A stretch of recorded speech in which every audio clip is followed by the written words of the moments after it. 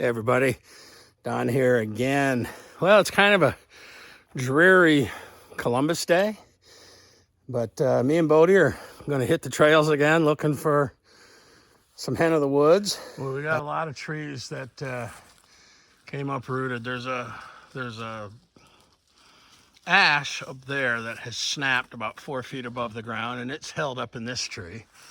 There's a oak right there that has come unrooted.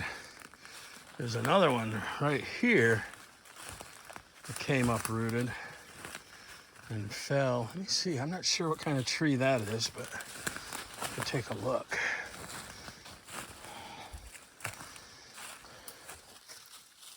A lot of wind damage, and you know, once we were so dry here, I can't tell if that's an oak. I think that is an oak. Let's walk up, come on. Yeah, you can see this thing was dead because a lot of the bark has already come off of it. I can't really tell what that is. It'd be great if it's an oak, but there's another one that came unrooted. That was a while ago. There's an ash that broke. Kind of what I'm hoping is if this tree was an oak, I know hen of the woods like to grow on dead oaks. But the further up I get on it, I can see it is not an oak, it's a poplar. Yeah, I can tell right there, that's poplar bark. So not much good for growing hen of the woods.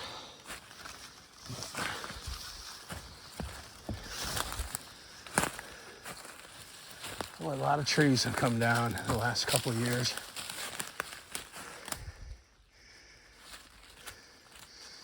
Forest floor is just littered with them.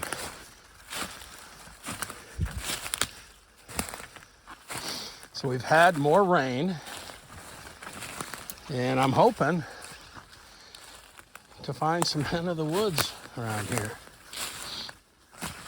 I've been looking on my own property. You know, I've got 10 acres and it's heavily forested with oak and a lot of other stuff. But the ideal thing would be to find some hens right on my own property.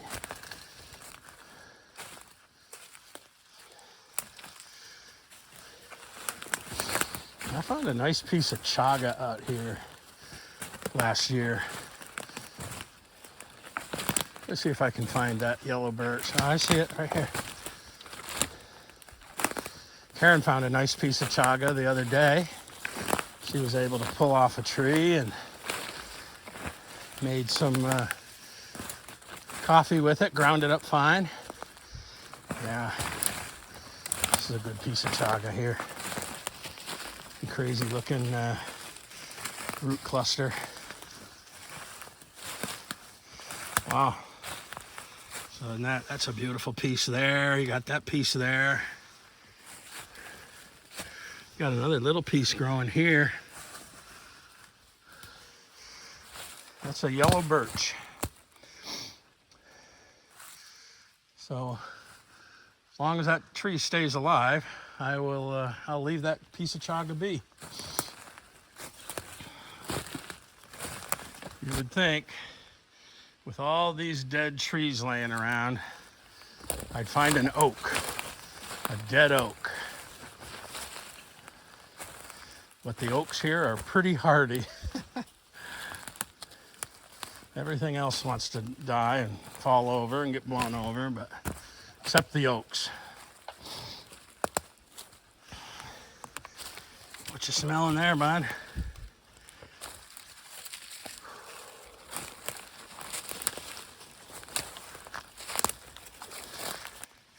So here we are on the back side of my pond. I very rarely show you this side of the pond because this area here, as you can see, it's kind of dark and muddy. This area was perpetually wet. It's starting to get wet again now, but we've been in a drought so much this summer, it's still relatively dry and you can walk on it. This is the reason I put my pond where I did, because there's no real entrance or exit to my pond.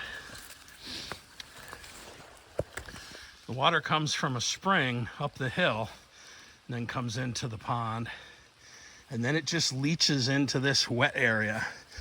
And down there a little ways, I think I showed you that before, is where it comes up out of the ground, probably a good 100 yards from the actual pond, where it bubbles up out of the ground. And in really wet years, it's an actual discernible stream, creek, runoff, whatever, that goes down to the swamp down below. But this area in here is just perpetually wet. Let's pick my way over to the pond's edge.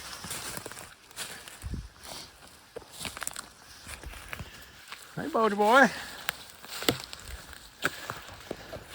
So here we are, the second pond. So really this is two ponds that we connected. That one up there is about 30 by 60. This one here is about 20 by 50 or 60. And then there's that peninsula in between. Now you can see a tree fell onto the peninsula. But this big hemlock here fell over and lowered, when it fell over, that root ball pulled out and it lowered the level of the stream by about a foot. That was when it was at its fullest.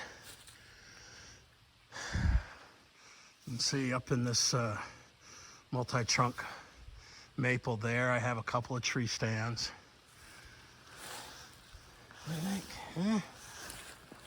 And then I'll show you that other tree stand. Let's sneak around here. You see this part of the pond is getting choked up with cattails. The deepest part of this pond was about right over here, was about 7 feet. Now it's only about 6 because of that hemlock coming up uprooted. And then this part of the pond, holy smokes. I mean, little lily pads. The deepest part of this pond is along this edge. It was also about 7 feet deep, and they both gradually fade up. The spring, you can't really see it, but the spring comes right out of that corner. And in a normal year, this thing will be about a foot deeper than it is now. Maybe not quite so much. Whoa, crazy legs. What? Starting to rain. There he goes. Here he comes. Watch out. Don't get in his way. He'll take you down. Come on, bud.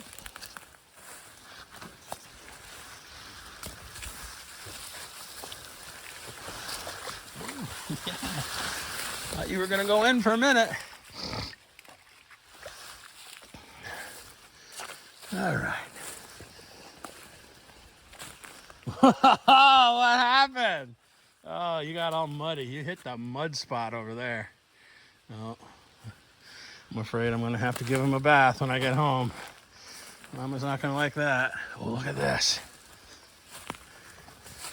Piece of chaga, chaga, chaga, chaga. And this birch is still alive, even though, look at this. This is so weird. Still got some roots in the ground. It fell over, took a 90, and 1, 2, 3, 4 pieces of chaga. And you can see it's still got yellow leaves on it, so it's still alive. I wonder if there's any more chaga down here. That is cool.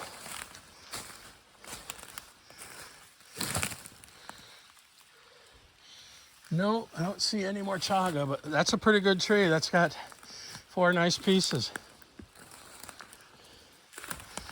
Come on, Bodhi. Well, I was originally looking for hen of the woods, but I found 5 nice pieces of chaga. So, nice little hike. Starting to rain, a little heavier. Look at this dog. Yeah, I'm definitely gonna have to give you a bath. You definitely found a muddy spot. All right, back around the other side of the pond.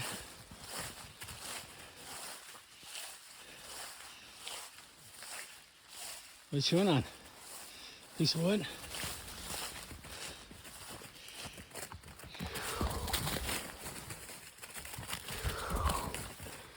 Got some energy, dog. Come on, buddy, let's go. We got you cleaned up enough. Yeah, good boy. Look up at the camera. Say hello. Oh, good dog.